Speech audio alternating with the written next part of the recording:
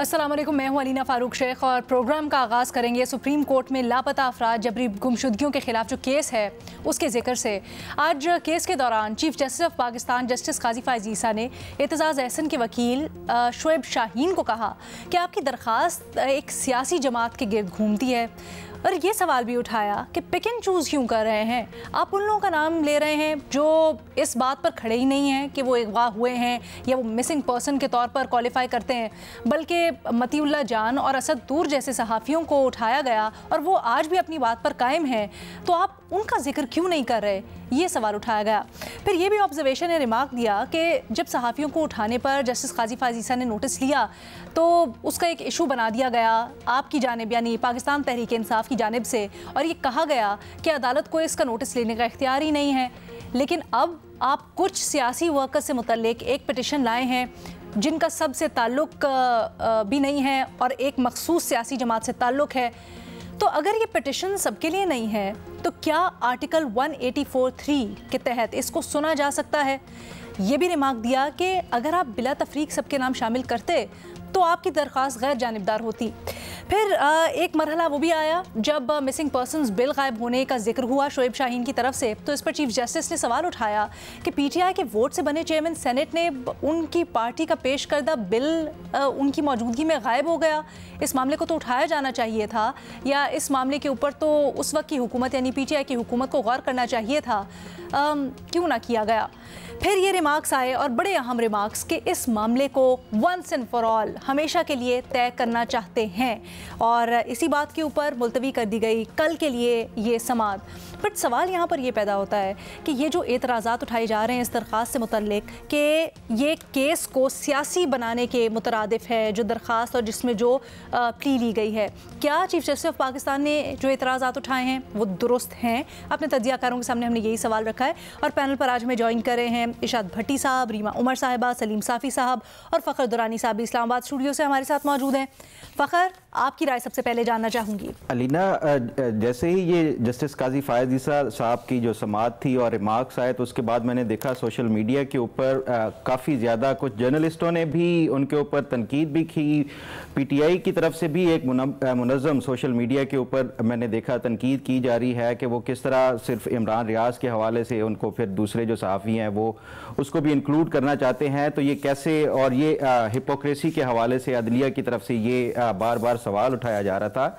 तो मैं ये हैरान हो गया ये देख के कि ये जो पीटीआई है ये हमेशा से ये उसका वतीरा है कि ये चाहते हैं कि जहां हम खड़े हों लाइन वहीं से शुरू हो जाए होनी चाहिए, और चाहे वो किसी अदलिया के खिलाफ, किसी जज के खिलाफ या जज की फैमिली के खिलाफ चाहे जितना चाहे वो गलीज कैंपेन चलाएं। आपने देखा जस्टिस काजी फायज़ ईसा साहब के साथ जब रेफरेंस के ज़माने में उन्होंने किया, मुख्तलिफ मिनिस्टर्स आके घंटों प्रेस कॉन्फ्रेंसेस करते थे, मेलाइन करते थे उनकी फैमिली के हवाले से, तो उसके बावजूद भी जो आज जस्टिस काजी फायज़ ईसा के रिमार्क्स थे, मैं समझता हूँ कि ये बहुत ज़्यादा मुस्बत जो है वो पेश रफ्त है, क्योंकि ये जो मामला है मिसिंग पर्सन का ये बड़ा गंभीर मामला है और ये आज से नहीं चला आ रहा, साल से चला आ रहा है, और ख़ास तौर पर ये अब सुप्रीम कोर्ट में किसी चीफ जस्टिस ने काफ़ी अरसे के बाद इसको मिसिंग पर्सन के मामले को टेकअप किया है।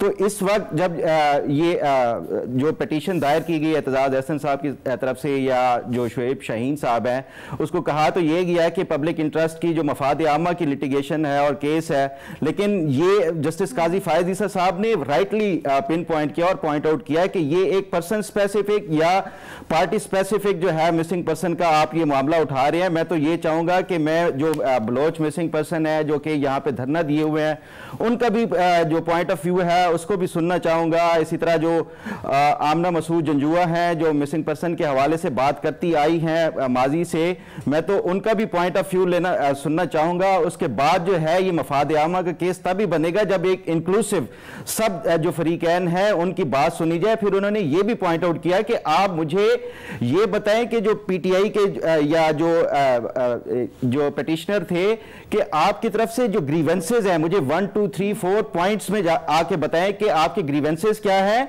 और आप चाहते क्या हैं कि अदालत जो सुप्रीम कोर्ट से कि सुप्रीम कोर्ट इसके ऊपर क्या डायरेक्शन दे। मैं समझता हूं कि ये बहुत ही मुस्बत जो काजी फायज़ ईसा साहब का जो आज की समात थी उसमें उन्होंने जो समात को वो किया है। लेकिन ये अफसोस हुआ देख के कि जो पीटीआई की तरफ से प्रोपेगेंडा किया गया है, ये दरअसल चाहते हैं कि मीडिया, चाहे आप उनके ऊपर अटैक करें, उनकी डीएसएनजी गाड़ी के ऊपर पथराव करें, सहाफियों को जद्दोकोब करें, लेकिन उसके बावजूद भी जो पीटीआई हमेशा से ये चाहती है कि उन्हीं का बयानिया जो है वो सच समझा जाए मीडिया में, और मीडिया उन्हीं के ही बयानियों को लेकर चले। इसी तरह अदलिया से भी ये चाहते हैं कि चाहे हम जजेस की फैमिली को मिलाइन करें, लेकिन अदलिया हमेशा हमारे ही हक में फैसला दे, उसके बगैर किसी का फैसला ना दे। तो ये बड़ा अनफॉर्चुनेट है और बड़ी एक मैं समझता हूँ हिपोक्रेटिक वो है इनकी तरफ से एटीट्यूड है।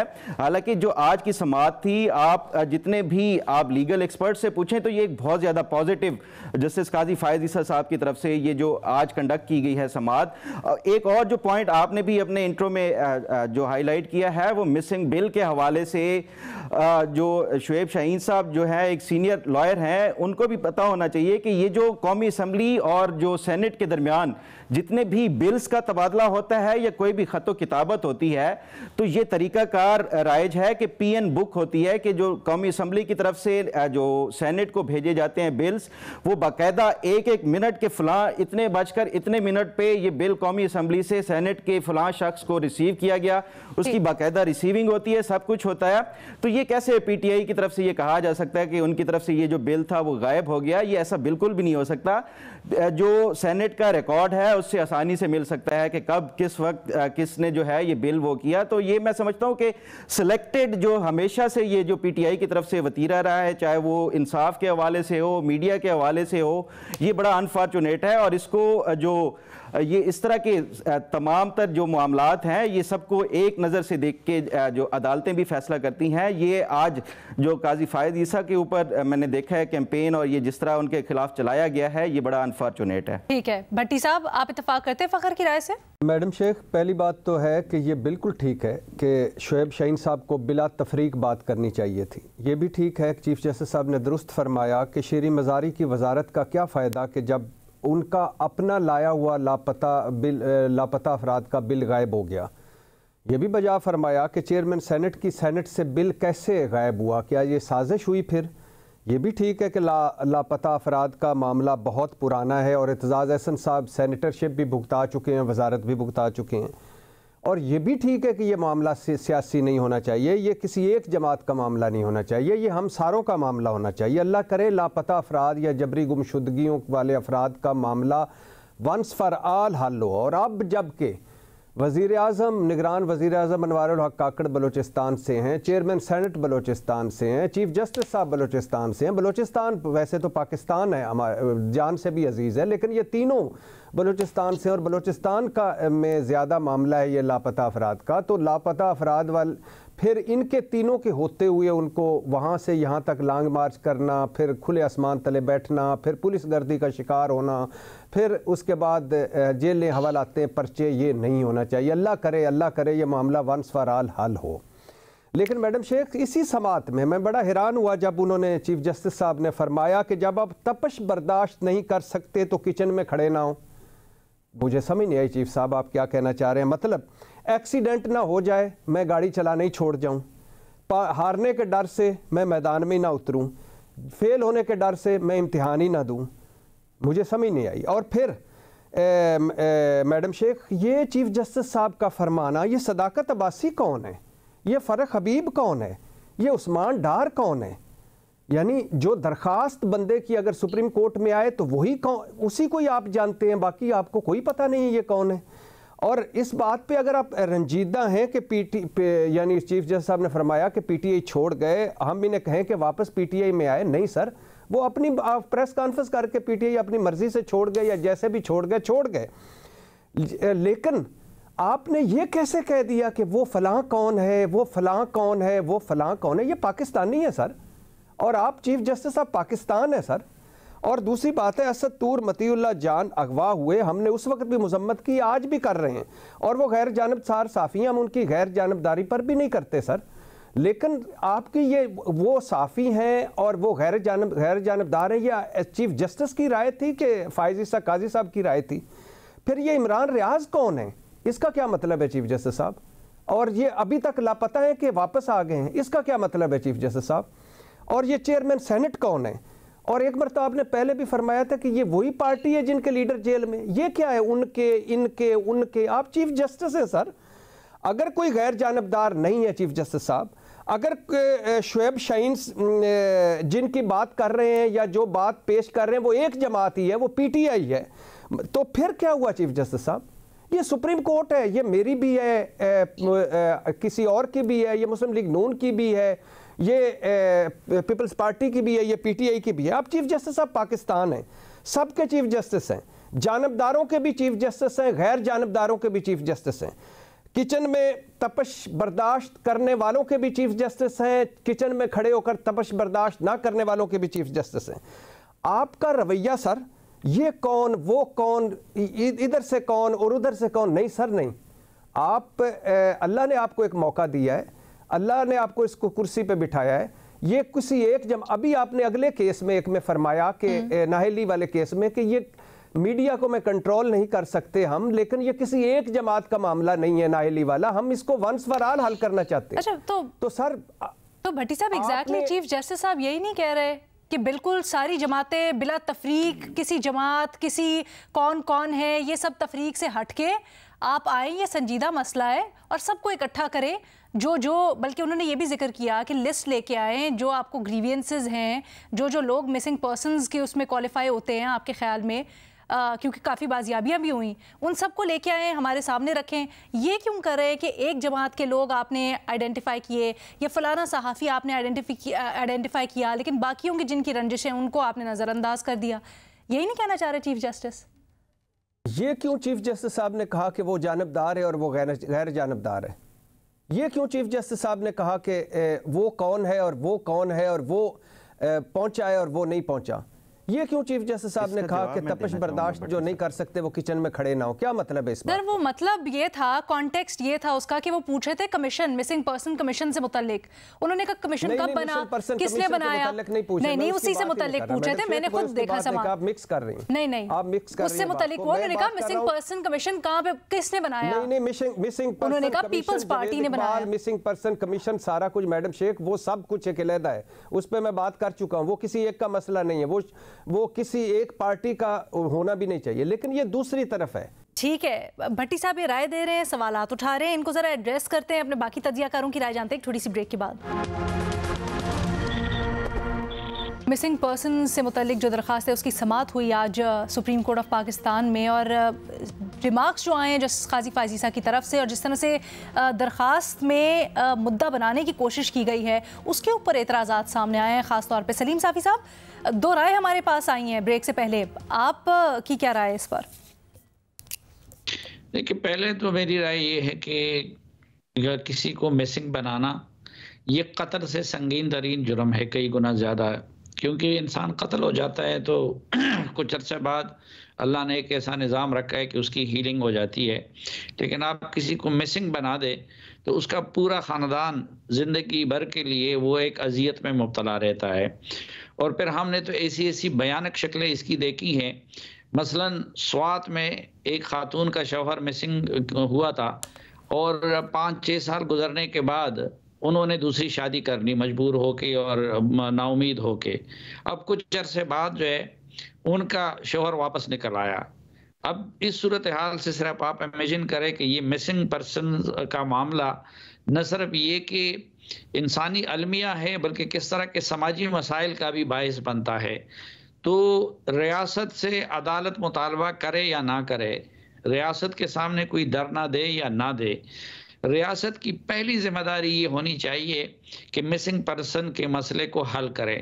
और ये जस्टिस जावेद इकबाल के कमीशन से कभी भी हल नहीं हो सकेगा। मैंने मुतअद्दिद फोरम पे इससे पहले भी तजावीज़ दी हैं और आज एक फिर कि ज़िली सतह पे कमेटियां बनाई जाएं जिसमें जो मिसिंग पर्सनस के लिए आवाज़ उठाने वाली तंजीमें हैं उनके नुमाइंदे हों, जिसमें हर एजेंसी का एक नुमाइंदा हो, इंटेलिजेंस एजेंसी का, जिसमें वहाँ का मुताल्लिका MPA MNA या सेनेटर वो हो और ज़िली सतह पे ये कर लिया जाए।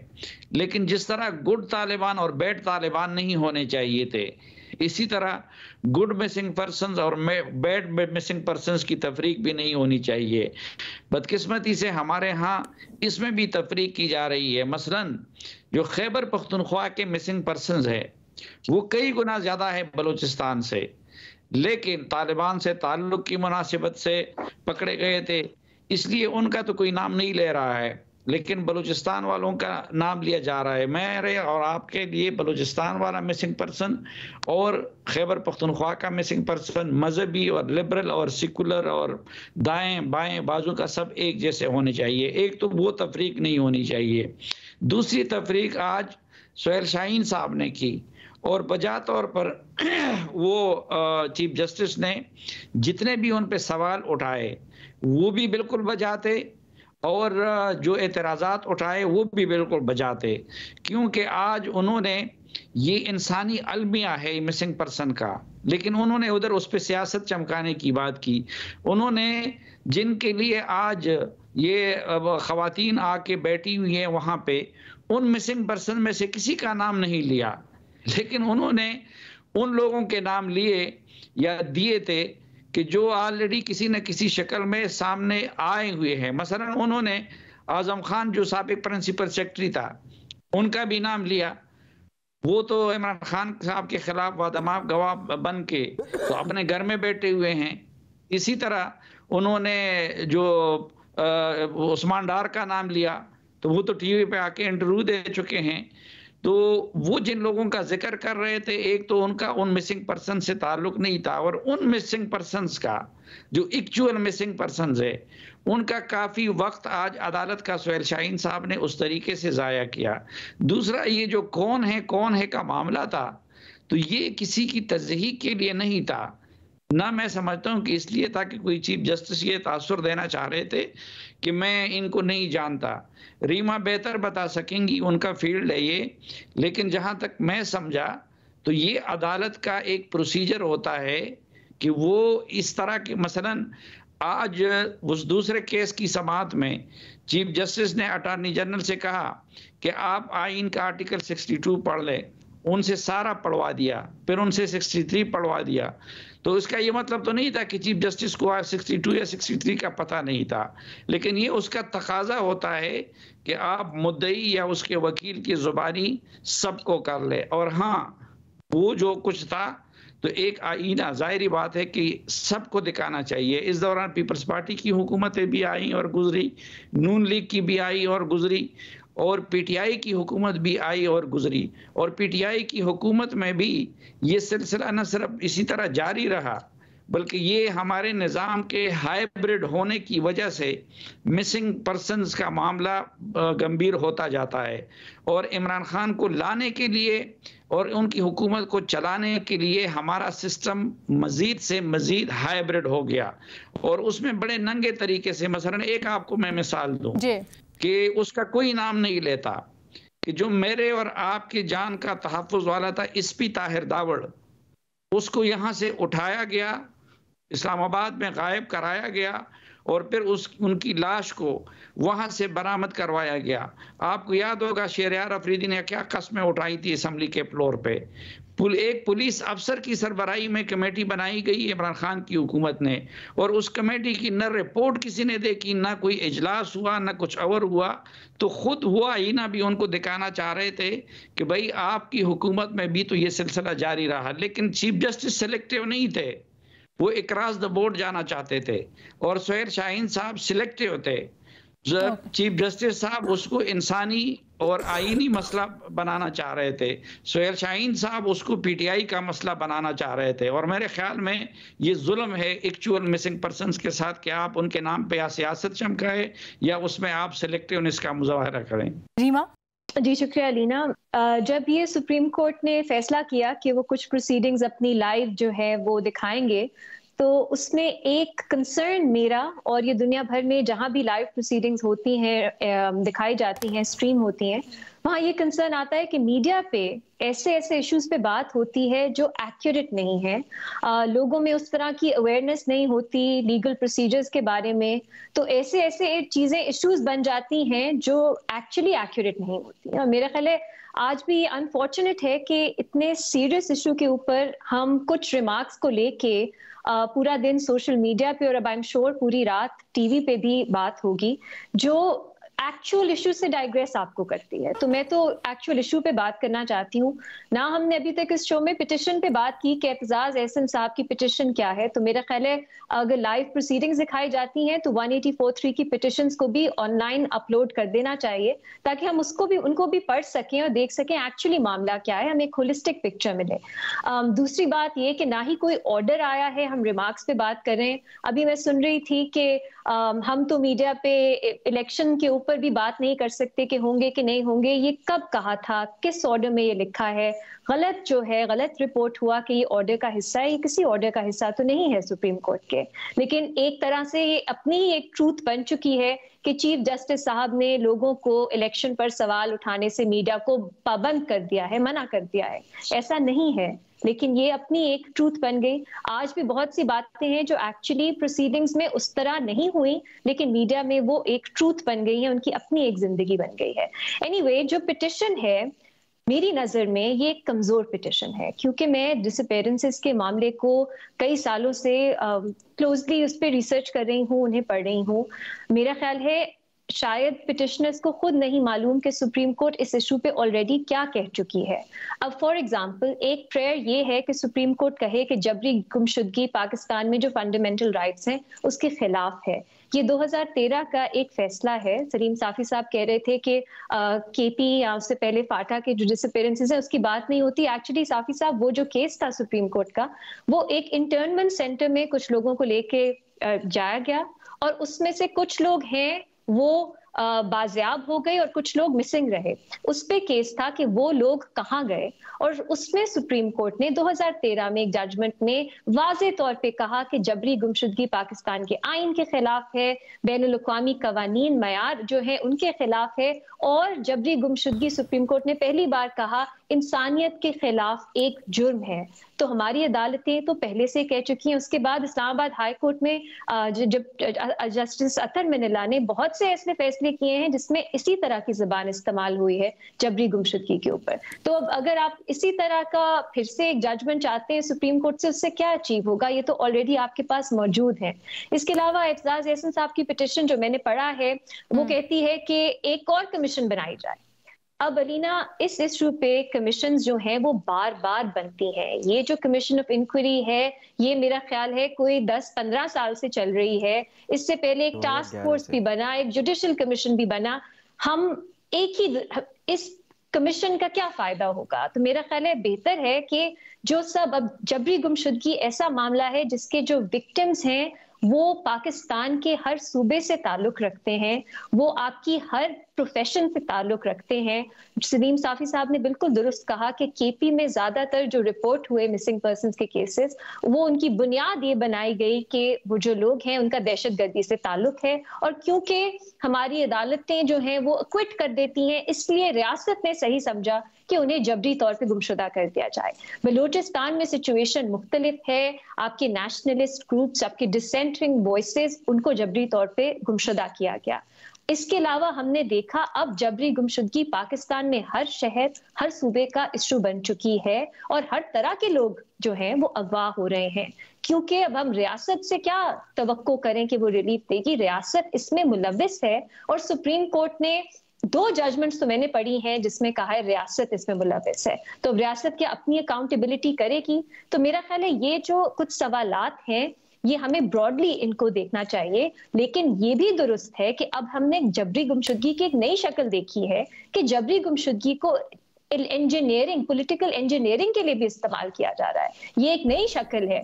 जब आप इम्प्यूनिटी, मतलब जब अकाउंटेबिलिटी नहीं होगी, किसी में इंसाफ नहीं होगा, जो ये जुर्म करते हैं वो पकड़े नहीं जाएंगे, उन्हें सजाएं नहीं होंगी, तो ये एक वे ऑफ लाइफ बन जाता है, कि टूल बन जाता है रियासत का कि जब भी वो कुछ अचीव करना चाहते हैं वो जबरी गुमशुदगी को इस्तेमाल करते हैं। ये हो रहा है, और मुझे उम्मीद है कि ये जो पिटिशन है ये वसी होगी, इसमें और लोग जो विक्टिम्स रहे हैं, जो इस इशू पे काम कर रहे हैं, वो इंक्लूड होंगे। इसमें सियासी जमातें भी हो सकती हैं, लेकिन ये एक ब्रॉड बेस्ड जो विक्टिम्स की पूरी कोलिशन बनेगी ताकि हम कोई हल की तरफ जा सके। ये जो इस पिटिशन में प्रेयर्स हैं, फ्रैंकली मुझे नहीं लगता कि ये ठोस प्रेयर्स हैं और ये हमें किसी हल की तरफ लेके जा सकेंगे। ठीक, हमारे तज्जियाकारों की आपने राय जानी। अक्सरियत की यही राय है कि ये जो दरख्वास्त में बुनियाद बनाई गई है और उसमें नुक्ते उठाए गए हैं, सवाल उठाए गए हैं, उसको मज़ीद मजबूत होने की ज़रूरत है। वो काफ़ी कमज़ोर नज़र आते हैं और जानिबदार नज़र आते हैं। एक छोटी सी ब्रेक, वापस आएंगे दूसरे सवाल के साथ। ब्रेक के बाद खुशामदीद जी। 8 फरवरी को इंतखाबात की तारीख सुप्रीम कोर्ट बार बार ऐलान कर चुकी है, लेकिन मौलाना फजलुर रहमान एक बार फिर ये दोहरा रहे हैं कि उनके मुताबिक कुछ रोज़ ताख़ीर होनी चाहिए, कुछ रोज़ तक मुलतवी कर देने चाहिए इलेक्शंस। और इस बार वो ये कह रहे हैं कि मुल्क में अमन व अमान की सूरत हाल, ख़ासकर खैबर पख्तूनख्वा और बलूचिस्तान में सूरत हाल बड़ी ख़राब है, तो इसलिए इलेक्शन कमीशन से दरख्वास्त की है कि वो इंतखाबात कुछ रोज़ मुलतवी कर दें। फिर सेनेट के इजलास में अब्दुल गफूर हैदरी साहब हैं, उनका भी ताल्लुक़ किसी जमात से है। उन्होंने कहा ये मामला उठाते हुए कि इलेक्शन कमीशन ख़ुद भी कह चुका है कि दोनों सूबों में सूरत हाल ख़राब है, तो ये मामला इलेक्शन कमीशन के साथ हमने उठाया है और दरख्वास्त यही है कि इलेक्शंस को थोड़ा सा मौखर किया जाए। अब सवाल ये है कि लॉ एंड ऑर्डर की सूरत हाल को बुनियाद बनाते हुए क्या इलेक्शंस मौखर करने का या इसमें इल्तवा का मुतालबा जायज़ है? फ़खर, मैं समझता हूँ कि ये बिल्कुल जायज़ नहीं है और मेरा बेसिक क्वेश्चन ये है कि ये जो मौलाना फजलुर रहमान साहब की जो पार्टी की तरफ से ये एक मुतालबा किया गया है कि कुछ दिनों के लिए इसको मज़ीद ताख़ीर का शिकार किया जाए इलेक्शंस को, तो क्या कुछ दिनों के बाद लॉ एंड ऑर्डर की जो सिचुएशन है वो बेहतर हो जाएगी? इनके पास क्या गारंटी है कि जो पाकिस्तान में अमन व अमान आ जाएगा और उसके बाद इलेक्शंस होंगे? तो ये जितना ज़्यादा ताख़ीर का शिकार करेंगे इलेक्शंस को, उतने ज़्यादा जो पाकिस्तान में मैं समझता हूँ कि ये बाद इंतज़ामी और ये इसी तरह के जो इश्यूज़ हैं वो सरफेस होते रहेंगे। ज़्यादा बेहतर यही है कि जो 8 फरवरी का सुप्रीम कोर्ट की तरफ से वो दिया गया एक शेड्यूल जो और इलेक्शन कमीशन की तरफ से, ये मुनासिब यही है कि उसी डेट के ऊपर होना चाहिए, वरना जितना ताख़ीर करेंगे इलेक्शंस का ये उतना ही इन तमाम जो सियासी जमातें उनके लिए बेहतर नहीं होगा। साफ़ी साहब, क्या मौलाना साहब सही बात कर रहे हैं? क्योंकि दोनों इलाकों से आप बड़े वाकिफ़ हैं, तो कभी ये बात, फिर मौसम की भी इससे पहले बात कर चुके हैं मौलाना। जो भी आपका जवाब है बुनियादी सवाल का, बट मौलाना बार बार ये बात कर क्यों रहे हैं, ये भी बताइएगा ज़रा हमें। एक तो ये बिल्कुल गलत और नाजायज़ मुतालबा है मौलाना साहब का और कतन मुलतवी नहीं होने चाहिए। मैं मौलाना साहब की अगर फ़िक्रे को मुस्तार लूँ तो 73 के आईन के तनाजुर में सुप्रीम कोर्ट का जो फैसला हो चुका है, अब उस पर अमल बहर सूरत होना चाहिए। दूसरी बात यह कि वहाँ पे यकीनन सूरत हाल अमन व अमान की गंभीर है, लेकिन वो आज से नहीं है। 2008 के जब इलेक्शन हो रहे थे तो लॉ एंड ऑर्डर की सिचुएशन इससे भी ज़्यादा ख़राब थी। फिर उसके बाद जब 2013 में हो रहे थे तो उस वक़्त भी सूरत हाल इसी तरह ख़राब थी। और फिर सबसे ज़्यादा दहशतगर्दी का सामना किया है ANP ने और सबसे ज़्यादा कुर्बानियाँ ANP ने दी है। तो ANP की तरफ से तो इस तरह का कोई मुतालबा बावजूद उन थ्रेट्स के नहीं आ रहा है। इसमें कोई शक नहीं कि इस वक्त मौलाना फजलुर रहमान साहब को बहुत सीरियस थ्रेट है और दाइश का जो टारगेट लिस्ट है उसमें मौलाना साहब सर फहरिस्त लोगों में शुमार होता है। लेकिन जो खैबर पख्तूनख्वा में और बलूचिस्तान में जो सूरत हाल है वो 90% हम ये कह सकते हैं कि वो अब के हालात का फॉल आउट है। तो क्या मौलाना साहब हमें ये बता सकते हैं कि कोई महीने, 2 महीने, 3 महीने बाद अफ़गानिस्तान में सूरत हाल बदल गई होगी? नहीं, 2-3 महीने बाद भी अफ़गानिस्तान में तो तालिबान ही की हुकूमत होगी, 2-3 महीने बाद भी TTP इस शक्ल में होगी। और ये तो मौलाना साहब का ख्याल है, क्या वो ये गारंटी करा सकते हैं कि दहशतगर्दी इससे ज़्यादा बढ़ेगी? तो नहीं, क्योंकि ये तो कई सालों से है, क्योंकि पिछले सालों में, महीनों में तो हम देख रहे हैं कि उसके ट्रेंड में इजाफा हो रहा है। तो एक तो ये है कि मौलाना साहब ये गारंटी नहीं दे सकते कि 3 महीने बाद या महीने बाद या 2 महीने बाद, तो जब सूरत हाल ने इसी तरह ही रहना है तो फिर क्यों हम आईन के तकाजे को पूरा ना करें, फिर क्यों ना हम सुप्रीम कोर्ट के हुक्म पे अमल करें। और ख़ुद मेरे ख्याल में मौलाना साहब असल में ये बात जिस वजह से कर रहे हैं तो उनके लिए भी फायदे का नहीं होगा। असल में जो ये शहबाज शरीफ साहब के दौर में खैबर पख्तूनख्वा में जिस तरीके से मौलाना साहब की जमात ने हुक्मरानी की, उसकी वजह से, उस बदतरीन हुक्मरानी की वजह से उनकी पार्टी का ग्राफ बहुत नीचे गया है और वो ये समझते हैं कि उनको थोड़ा सा मौका मिल जाए तो शायद वो अपनी पार्टी को दोबारा ऊपर ले जा सके। लेकिन ये मामला भी उलट हो सकता है और हो सकता है कि उनकी पॉपुलैरिटी का ग्राफ मजीद नीचे चला जाए और पीटीआई मजीद मकबूलियत हासिल कर ले। इसलिए अब जो फैसला हो चुका है और अब उस पे उसी तो जिस वजह को बुनियाद बनाकर वो कह रहे हैं वो वजह भी इतनी ठोस नहीं है, नतीजा मुख्तलिफ भी निकल सकता है। एक छोटी सी ब्रेक जी, उसके बाद रीमा उमर साहब, इरशाद भट्टी साहब की राय जानेंगे। मौलाना फजलुर रहमान इलेक्शन में ताखीर का मुतालबा करें, क्या जायज़ है भट्टी साहब? मैडम शेख, मैं मुत्तफिक नहीं हूँ कार्ल मार्क्स साहब से, लेकिन उन्होंने एक फ़िक्रा कहा है जवाब से पहले, वो फ़िक्रा कि हर चंद सालों बाद मज़लूमों को ये फ़ैसला करने की इजाज़त दी जाती है कि ज़ालिमों का कौन सा तबका इनका नुमाइंदा होगा या इनकी नुमाइंदगी करेगा। कार्ल मार्क्स साहब ने फरमाया, मैं तो इसका कायल नहीं हूँ, लेकिन कार्ल मार्क्स साहब ने एक अच्छी बात कही। मैडम शेख, 1973 के आइन के तनाजुर में मौलाना साहब एंड हमनवा आइन तोड़ चुके हैं। जिस आइन की वो सारी उम्र दम भरते रहे थे वो आइन तोड़ चुके हैं और 2 मरतबा तोड़ चुके हैं। और आज की सुप्रीम कोर्ट बहुत मोहतरम हो गई है क्योंकि उनका हुक्म है। हालांकि कल की सुप्रीम कोर्ट भी यही कह रही थी 2 सूबों के बारे में। उस वक़्त सुप्रीम कोर्ट में क्योंकि सहूलतकार जज बैठे हुए थे और किसी की सहूलतकारी कर रहे थे, उस वक़्त आइन चूँकि चुप करके बैठा हुआ था, लिहाजा कल की सुप्रीम कोर्ट जो थी वो सहूलतकार थी, आज की सुप्रीम कोर्ट मोहतरम है। तीसरी बात मैडम शेख, कितने कुछ दिन मौलाना साहब से पूछना था। कुछ दिनों बाद हालात बेहतर हो जाएंगे, अगर कुछ दिनों बाद हालात बेहतर हो जाएंगे तो वो कैसे होंगे और कितने दिनों में होंगे, और अगर बकौर उनकी पार्टी को कुछ दिन चाहिए तो कितने दिन और कितना ऊपर ले जाना चाहते हैं वो पार्टी में। वैसे मैं तो नहीं कहना चाह रहा, लेकिन मौलाना साहब का केपी में बड़ा बुरा हाल है पार्टी का। अच्छा मैडम शेख, आखिरी बात, 2008 में दहशतगर्दी थी, शुरू हुई थी। 2013 में बहुत बदतरीन हालात थे। हर खुदकुश धमाके के बाद जरदारी साहब, मौलाना साहब, नवाज शरीफ साहब कहा करते थे कि लॉ एंड आर्डर का बहाना बनाकर, बदअमनी का बहाना बनाकर, दहशतगर्दी का बहाना बनाकर इलेक्शन मुलतवी नहीं करने चाहिए, और अगर ऐसा सोचा गया तो ये जमहूरियत के ख़िलाफ़ साजिश होगी।